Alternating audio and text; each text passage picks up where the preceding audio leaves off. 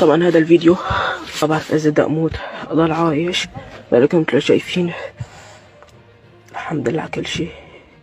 اشهد ان لا اله الا الله واشهد ان محمد رسول الله. ما بعرف اذا رح اموت اضل عايش، لكن اذا هذا الفيديو نزل انا الحمد لله طلعت عايش. ما بعرف اوصف لكم الشعور الا واحد يعيشه. عشت الشعور انه كنت تحت الانقاض. انتوا شايفين حاليا هاي تحت الانقاض، والناس يعني